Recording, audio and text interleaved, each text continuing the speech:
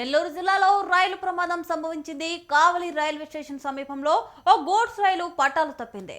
విజయవాడ నుంచి తిరుపతి వైపు వెళ్తుండగా ఒక్కసారిగా గూడ్స్ రైలు బోగీలు పట్టాలు తప్పి పక్కకు దూసుకెళ్లాయి. ఈ మార్గంలో ప్రయాణించే పలు రైళ్ల రాకపోకలకు స్వల్ప అంతరాయం కలిగింది. తిరుపతి విజయవాడ మార్గంలో వెళ్లాల్సిన రైలు నిలిచిపోవడంతో ప్రయాణికులు ఇబ్బందులు పడుతున్నారు. సమాచారం అందుకున్న రైల్వే అధికారులు వెంటనే ఘటనా స్థలానికి చేరుకున్నారు. యుద్ధ ప్రాతిపదికన ట్రాక్ పునరుద్ధరణ పనులు చేపట్టారు.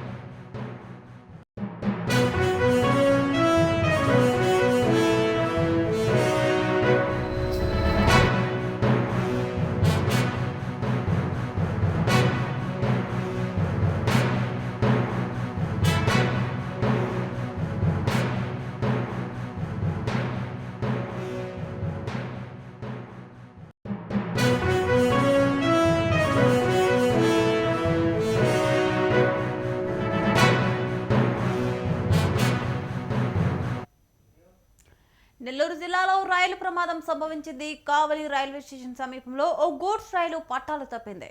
విజయవాడ నుంచి తిరుపతి వైపు వెళ్తుండగా ఒక్కసారిగా గూడ్స్ రైలు బోగీలు పట్టాలు విడిచి పక్కకు దూసుకెళ్లాయి.